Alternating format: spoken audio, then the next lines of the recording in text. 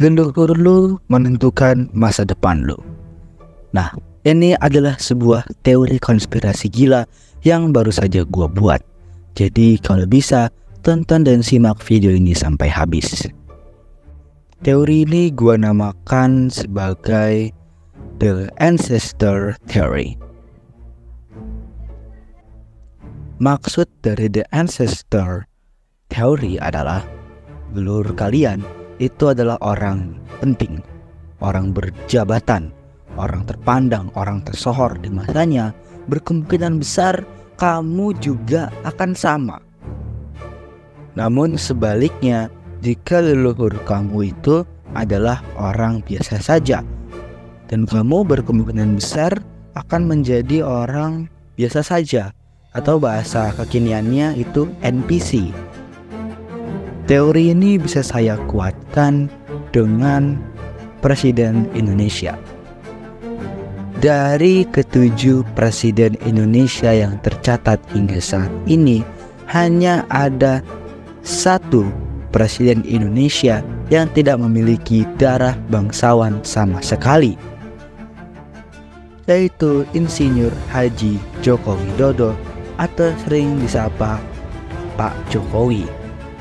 Dari kesemua presiden selain Jokowi itu masih memiliki darah keturunan bangsawan. Contohnya seperti Soekarno, ayahnya itu memiliki gelar Raden.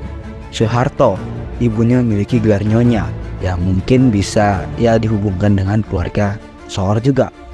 Habibie, ibunya memiliki relasi keturunan bangsawan Jogja, di mana kakek buyut-buyutnya Habibie kalau nggak salah dari ibunya itu adalah Sri Sultan Hamengkubuwono II. Dan Gus Dur itu kakeknya Kiai Haji Hashim Asy'ari, latar Islami. Namun kalau kita telaah lebih jauh lagi ke leluhur yang lebih jauh lagi ke atas, itu terdapat hubungan relasi dengan Wali Songo. Dan Wali Songo memiliki hubungan relasi dengan keluarga Kerajaan Mataram, yang tentunya juga keluarga monarki. Presiden kelima kita, Bu Megawati, juga anak dari Soekarno. Itu sudah jelas-jelas pasti hubungan monarkinya ada. SBY yang mungkin masih agak saya pertanyakan sedikit, tapi saya yakin SBY masih punya lah hubungan darah monarki, karena ayahnya itu seorang pejuang, seorang perwira, dan memang ada yang bilang memiliki gelar Raden juga kalau nggak salah. Ya masih simpang siur lah. Namun saya yakin SBY masih punya darah bangsawan. Sekarang kita coba ke negara lain, Prancis misalnya. Ada Napoleon Bonaparte, seorang panglima tempur tersohor, seorang panglima tempur dengan strategi terbaik, seorang panglima tempur yang terkenal di seluruh dunia ini. Itu lahir di sebuah pulau kecil yang bernama Pulau Korsika. Dan ternyata Napoleon memiliki darah bangsawan Kepulauan Korsika.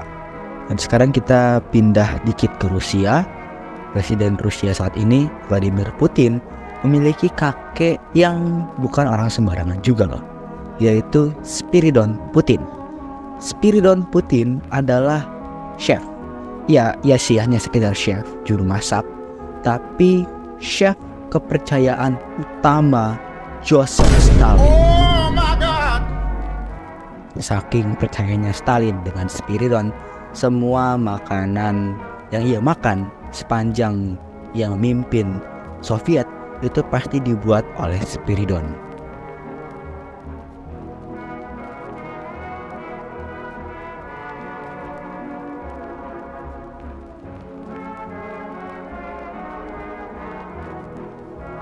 Namun teori ini ada kok yang bisa matahin, gak sepenuhnya bisa benar. Kenapa? Dari awalnya udah ketahuan, dari 7 Presiden Indonesia hanya ada 6 yang memiliki darah keturunan bangsawan. Ada 6 kurang 1, yaitu Pak Jokowi. Ini bisa mematahkan teori gua.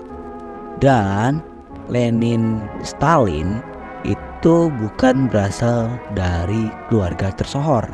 Justru keluarga Stalin ya, kakek buyutnya Stalin itu adalah seorang pemberontak terhadap kekaisaran Rusia.